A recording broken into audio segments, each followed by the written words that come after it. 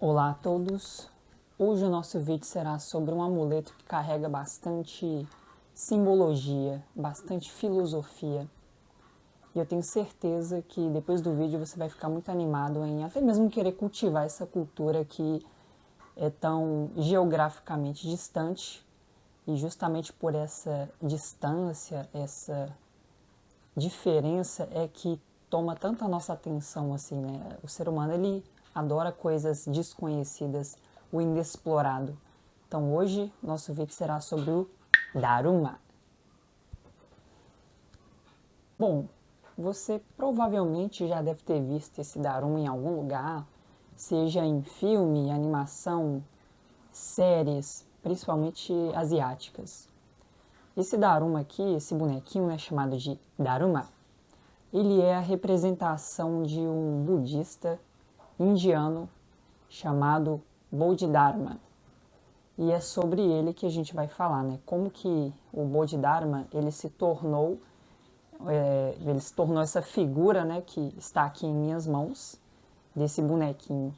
E ano vai, ano vem, o tempo passa para todo mundo, pessoas morrem, pessoas nascem. E a maioria dessas pessoas elas são esquecidas por gerações futuras. Né? Tem muitas pessoas aí que já morreu e a gente nem imagina que elas já existiram algum dia. Mas por que um personagem, uma figura tão antiga, que é o Bodhidharma, mesmo após muito tempo, ele continua sendo cultivado? O que ele fez de diferente para ser tomado como exemplo na cultura asiática contemporânea? É isso que a gente vai entender melhor, ok? Bom, como eu comentei, né, o Daruma é inspirado em uma figura real de um budista indiano chamado Bodhidharma. Bodhidharma viveu entre o século V e o século VI e ele é considerado, né, historicamente, o fundador do Zen Budismo.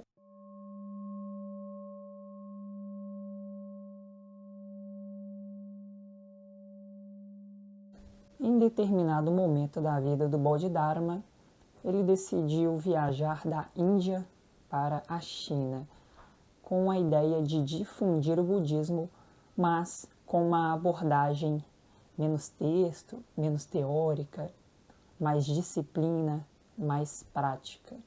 Aquela coisa menos formal e mais você realmente sentir a religião ou a filosofia, porque hoje em dia ele é difundido como religião e filosofia também.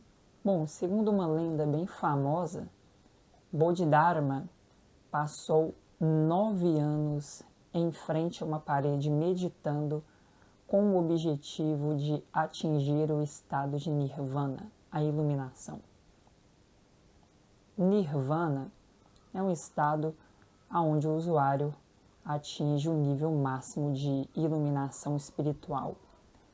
É uma habilidade que ele adquire que permite que ele enxergue o mundo com a mente e não apenas pela ótica convencional a qual todos nós estamos olhando neste momento.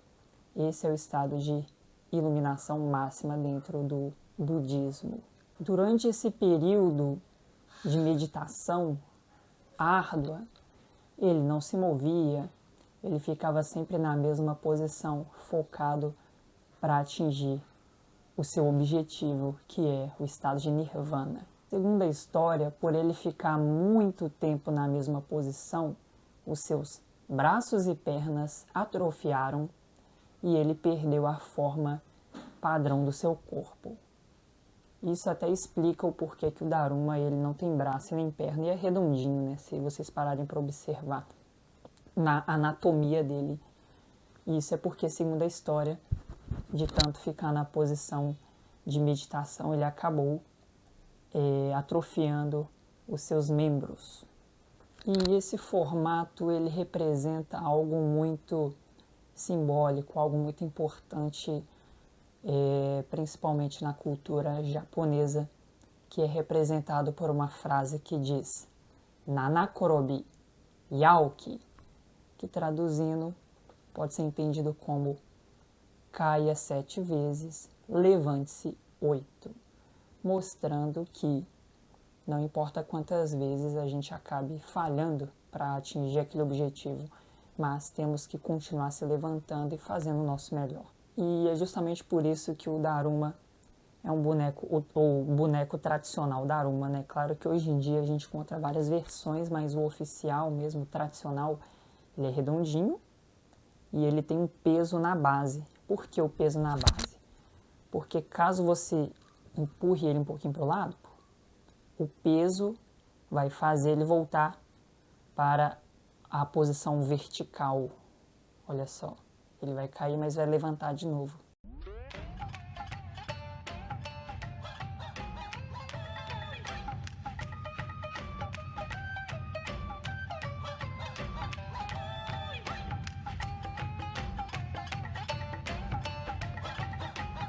Bom, agora que você entendeu um pouco da história desse objeto, né, desse boneco Daruma, vamos entender como ele pode ser útil e aplicável a nossas vidas. Com o seu Daruma em mãos, você precisa de um pincel com tinta e aí você vai pensar em um objetivo que você deseja cumprir dentro de um período de mais ou menos um ano. Não obrigatoriamente, mas é uma boa meta você colocar algo que é um ano. Fica mais fácil de controlar, de gerenciar. E após definir esse objetivo, você vai pintar o olho esquerdo do Daruma, o olho esquerdo dele. Uma vez que você pintou o olho esquerdo dele, você vai pegar o Daruma e vai deixar em um local visível. Lembre-se que a gente está pintando o olho do Daruma pensando em um objetivo que você tem para cumprir. Então não é interessante pegar o Daruma e colocar ele dentro do banheiro, dentro de uma gaveta ou de um local sujo, né, onde você não tem muito contato. A ideia do Daruma é que ele fique em locais visíveis, para você sempre vê-lo ali e se lembrar do seu objetivo. E após você concluir o seu objetivo, você vai pintar o outro olho do Daruma, assim pintando os dois e completando a figura.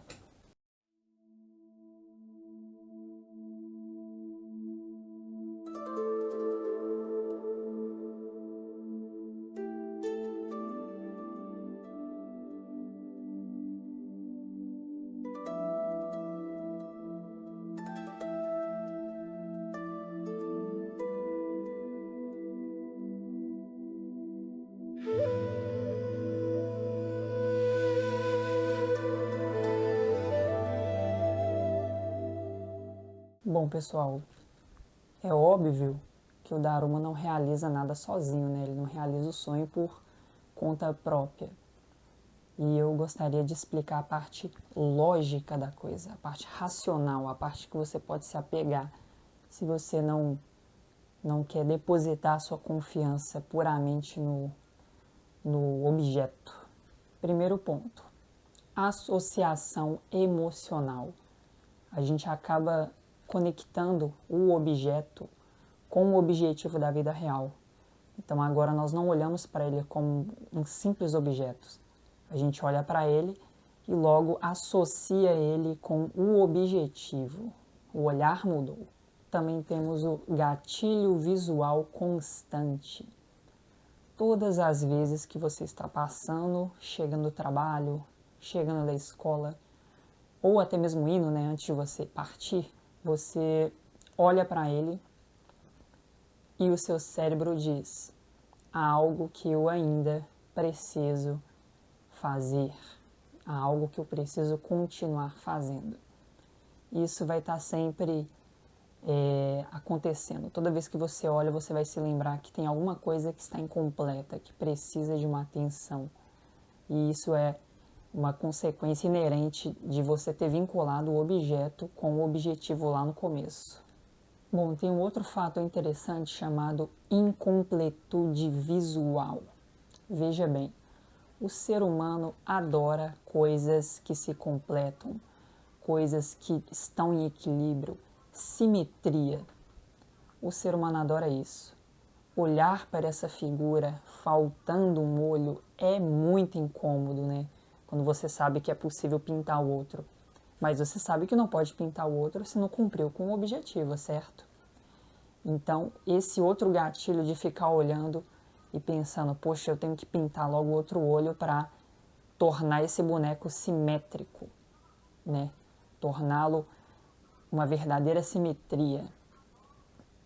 Esse incômodo é justamente um dos muitos fatores que vai te fazer querer cumprir com o seu objetivo, porque vai dar uma dose de satisfação, né, e de, consequentemente, dopamina, você pintar o outro olho dele e ver que ele está totalmente simétrico. Entra até num ponto psicológico, né, se a gente for analisar bem. E o último ponto, né, que quando você efetivamente pinta o olho, vem aquela sensação de dever cumprido, aquela sensação de que você conseguiu e que tudo deu certo. E, claro, na confirmação de esforço contínuo. Bom, e para concluir, o que o Dharma representa exatamente? O Dharma representa disciplina, presença, foco no longo prazo. Isso tudo são poucas palavras que podem representar o Dharma. E também, né, vale considerar que o Dharma ele deixa de ser um objeto e torna-se um lembrete do seu compromisso consigo mesmo, olha só. Ele fica ali o tempo todo na sua incompletude dizendo: você tem que fazer algo para concluir aquele objetivo, senão eu vou ficar com essa assimetria horrível. Bom, e com isso podemos concluir que o Dharma não funciona porque tem algo mágico nele, longe disso. O Dharma funciona porque ele nos lembra todos os dias que desistir não é uma opção. Bom, espero que este conteúdo tenha sido relevante e encantador para você na primeira vista, né? Porque coisas assim mais distantes culturalmente tendem a tomar mais a nossa atenção. Mas eu não quero que você trate como apenas um efeito da distância cultural, mas tente olhar o lado racional da coisa e o lado simbólico e filosófico, que é muito bonito, a propósito. Bom, eu estudo cultura japonesa já tem mais de 3 anos e eu tenho muito conteúdo acumulado para transformar em vídeos. Então, ao decorrer desse período que se passando, eu vou analisando mais coisas que, do meu ponto de vista, é interessante e pode agregar na vida de vocês também.